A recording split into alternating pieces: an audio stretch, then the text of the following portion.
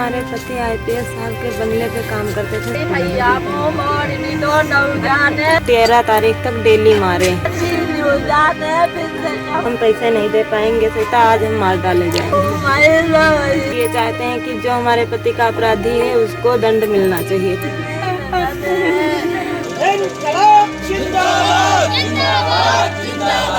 पति की किस तरीके से कैसे निधन हुआ, क्या वजह थी?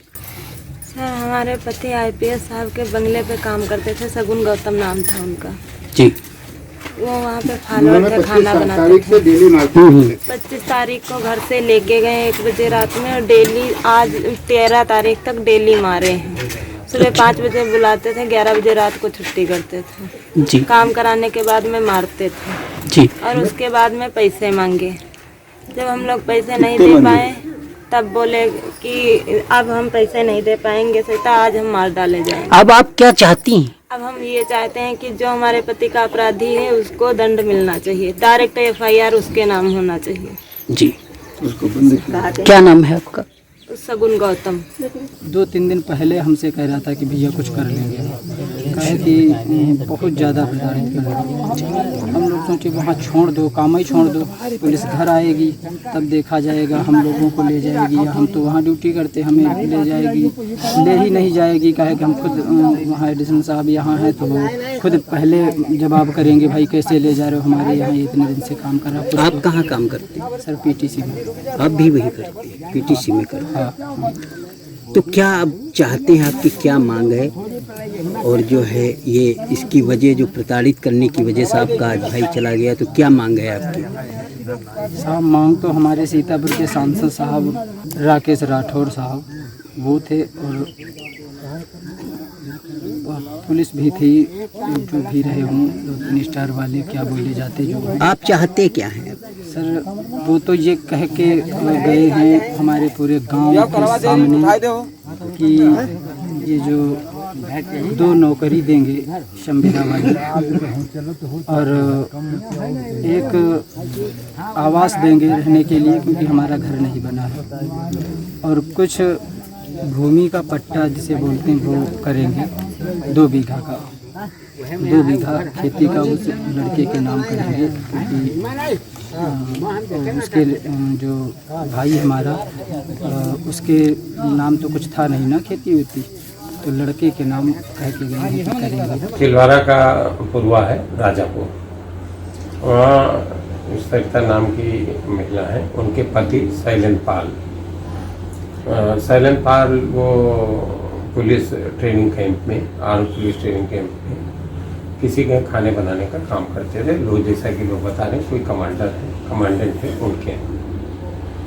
उनके कोई चोरी हो गई होगी, तो चोरी के सिलसिले में वो 25 तारीख की रात में 1 बजे शैलेंद्र पाल को घर से वहाँ के पुलिसकर्मी ले गए, जीप में बैठा के। 25 तारीख की रात में 1 बजे ले गए। 26 तारीख को घर नहीं शैलेंद्र वापस आते हैं। 27 तारीख को शाम को आते हैं तो बुरी तरीके से हताश पीटे हुए होते हैं, पीछे से पूरे कमर से लेके हिप से लेके नीचे पैरों तक बेतों के निशान हैं, डंडों के निशान हैं, बरतें पड़ी हैं, परिवार के लोग बताते हैं। फिर वो 27 को हो गया, उन्होंने बताया कि हमको चोरी का अभियोग लगा रहे हैं, हमको मारा है बहुत। जब तक वो कमज़ोर परिवार, गरीब परिवार को समझ पाता, 28 तारीख को सुबह 6 बजे फिर उनको बुलवा लेते हैं, और 28 तारीख को सुबह 6 बजे रात 11 बजे भेजते हैं। फिर बुरी तरीके से मारा जाता है, प्रताड़ना दी जाती है। फिर ये सिलसिला लगभग 12-13 तारीख तक लगातार चलता है। कहा गया कि वो जवान बहन है शैलेंद्र की, कि बहन के साथ ये कर देंगे, बहन को उठवा लेंगे और 2 लाख रुपए हमारे दे जाओ। इस प्रताड़ना से तंग आके सल्फास खा लिया उसने, जिसकी लखनऊ के अंदर मेडिकल कॉलेज में मृत्यु हो गई। अब ये बड़ा मतलब अजीबोगरीब किस्सा है। आप पुलिस के बड़े अधिकारी हो, आईपीएस हो, आपको ये मालूम होना चाहिए आराम से पुलिस आपकी है। आप एक तहरीर दे देते, पुलिस अपने आप दूध का दूध पानी का पानी करती, लेकिन आप खुदे दंडाधिकारी हो गए, खुदे न्यायाधीश हो गए, खुदे पुलिस हो गए, सब कुछ खुद हो गए। ये सरकार का चेहरा है कि किस तरीके के लोग किस तरीके के अधिकारी मदान होकर कानून को अपने हाथ में ले रहे हैं, जिसमें एक निरीह की जान जाती है। 25 तारीख को चोरी के लिए लाते हैं और अभी तहरीर 5 तारीख को या 6 तारीख को दी है उन्होंने। उस तहरीर में भी सैलेंट पाल का नाम नहीं है, उन्होंने सैलेंट पाल का नाम उस तहरीर में नहीं दिया है। फिर भी सैलेंट पाल अपने जीवन से हाथ धो बैठते हैं उनकी प्रताड़ना से, जिसके लिए कल लोगों ने 100 को रख रखा था। मैं दिल्ली में था, आज मेरी किसी के साथ मीटिंग थी, लेकिन हमको पता चला, यहाँ पे बेटे ने बताया बहुत से लोग आए थे, तो मैं दिल्ली से बहुत तेज़ी में वापस आया और रात भर हम लोग वहीं रहे। तमाम हमारे पार्टी के लोग वहाँ रहे, वरिष्ठ साथी रहे, सब लोग। और सुबह फिर ये निस्तारण हुआ कि परिवार के 2 लोगों को पुलिस विभाग में संविदा की नौकरी और कुछ आर्थिक सहायता भी पुलिस विभाग ने अपनी तरफ से व्यक्तिगत तौर पे की ही है।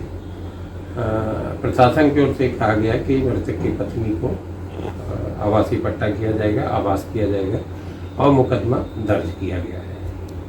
तो संतुष्ट था पूरा परिवार, हम लोग भी वापस लौट आए, अंत्येष्टि हो गई। आज सर अंतिम संस्कार हो गया है, लेकिन सर सवाल एक ये जरूर सबके मन में है कि आखिरकार उसकी जो मौत हुई जिसकी वजह से, तो उसके क्या उन दोषियों के खिलाफ कोई कार्रवाई होगी? बिल्कुल, हमारी तो मांग है कि बिल्कुल कार्रवाई होनी चाहिए।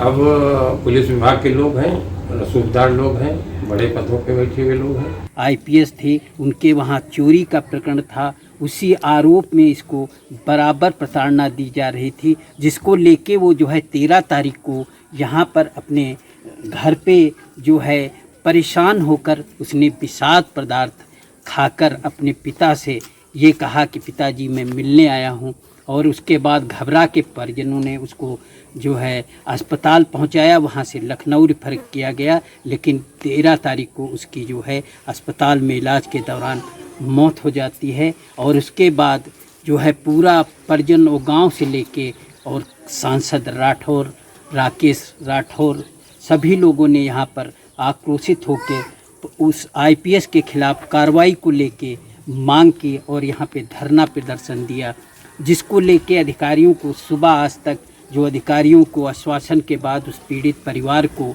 सांत्वना दिया है, आवास को और पट्टे की ज़मीन और 2 परिवारों को संविदा पर नौकरी देने की बात कही है।